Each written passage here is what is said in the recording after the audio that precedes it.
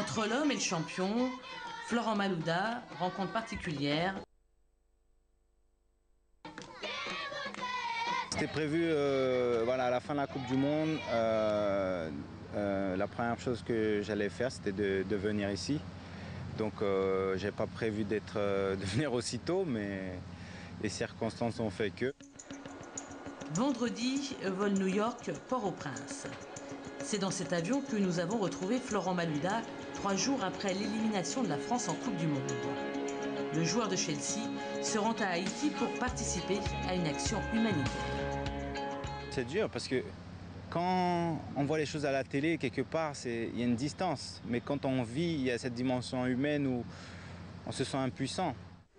Le 12 janvier 2010, il est 16h53 lorsqu'Haïti est secoué par un terrible tremblement de terre, le plus violent et le plus meurtrier de son histoire.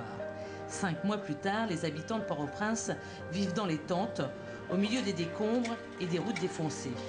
La vie s'organise comme elle peut. Ici, on survit au lieu d'exister. Heureusement, pour aider la population, les ONG sont là, comme Yélé, celle dont Florent Malouda est l'ambassadeur. Florent, vous êtes mis à contribution? Ben oui, c'est une mission. Même s'il y a les médias, on est là pour travailler. Et tous les jours, ils font ça tous les jours. À Haïti, Florent Malouda essaie d'oublier ce qui, ici, paraît dérisoire, mais reste pour lui inoubliable. Nous sommes quelques jours après la fin de cette Coupe du Monde. Quel sentiment avez-vous, au fond, quel sentiment au fond de votre cœur avez-vous? Honnêtement, déjà, le fait d'être sorti comme ça, c'est comme si... moi, j'ai jamais fait de boxe, mais c'est comme si tu te prends un KO en pleine tête. Et après, quand tu ressors, tu te rends compte... là, hier, quand je suis arrivé, vous avez vu, j'ai vu le match de l'Espagne et ça fait mal de voir les matchs à la télé, mais ça ne m'empêchera pas de regarder. Mais on se rend compte que voilà, c'est fini et que quelles que soient les circonstances, les choses qui ont pu se passer, on a tous gâché quelque part ce fabuleux événement. Est-ce que vous étiez contre l'éviction de Nicolas Anelka, puisque vous jouez avec lui?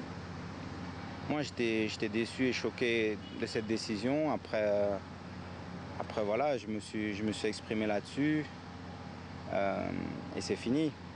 C'est fini, mais quelque part, mon avis n'a pas compté, ne comptait pas. Donc ça ne sert à rien que je m'exprime là-dessus maintenant. C'est fini et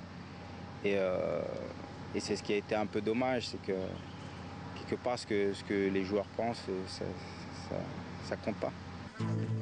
Ce week-end, Florent Malouda a porté des caisses et déchargé des camions. Il a parlé, a rencontré les habitants pour mieux les aider, mais surtout pour qu'ils ne se sentent jamais oubliés. Non, moi je me sens pas oublié. Il y a cette visite, il y a la visite de Monsieur Malouda. Nous, on est les témoins pour montrer au reste du monde qu'il y a encore beaucoup de travail à faire. Ici, Florent Malouda n'est pas un héros, le joueur de foot le plus connu. En Haïti, on soutient le Brésil.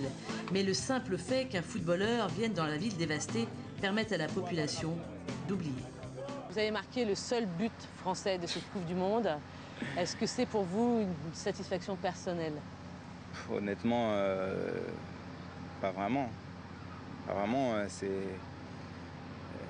quand même grave que quelque part ce soit le seul but de la France et qu'on sorte de cette façon-là de la compétition, donc marquer un but. C'est sûr, c'est mon premier but en Coupe du Monde, mais les circonstances dans lesquelles je l'ai marqué, ça me marque plus que vraiment le fait de... C'est vraiment anecdotique, peut-être, voilà, j'y repenserai peut-être plus tard, mais là, honnêtement, je ne retire aucune gloire ou satisfaction personnelle. Ce qui doit passer en premier, c'est le football. Là, j'ai l'impression que tout l'extra-football, tout l'extra-sportif a pris le pas sur le plaisir de jouer, sur le plaisir d'être en Afrique du Sud pour une compétition historique. Et voilà, c'est ça la plus grosse déception. Après, les histoires entre hommes, les tensions, ça existe et ça existera toujours. Après, il faudrait mieux les gérer. Enfin, voici certainement le plus beau moment du week-end. À Santo, la visite de l'orphelinat Jean et Marie. Entre chants et prières, voici ici la vraie vie.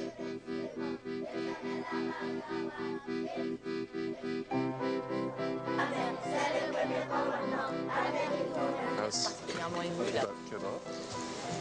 Honnêtement, il n'y a pas de mots.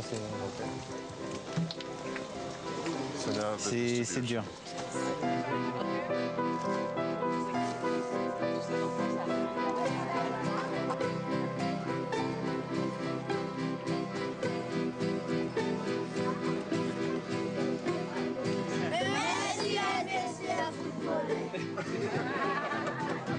Alors si vous aviez une image à retenir de cette Coupe du Monde, Une image? personnelle, Pour moi, c'est la fin, le coup de sifflet final du dernier match où on sort, c'est même pas par la petite porte, c'est ridicule. C'est ridicule et c'est un sentiment que j'ai pas envie de revivre. C'est voilà, c'est ce qui reste. Tout ce qui s'est passé avant et tout ça, quand ça s'achève, on se dit mais tout ça pour ça. Tout ça pour ça. Donc c'est pour ça que je vous dis.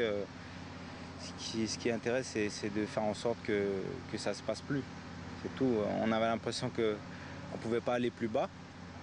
Et finalement, plus ça allait, plus on s'enfonçait.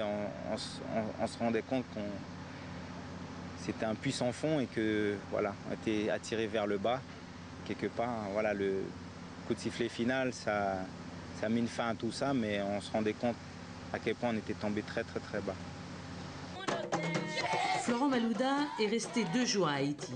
Il s'envolera ce soir direction Miami pour passer des vacances en famille, avec dans le cœur des projets pour Haïti et une vie en bleu à reconstruire.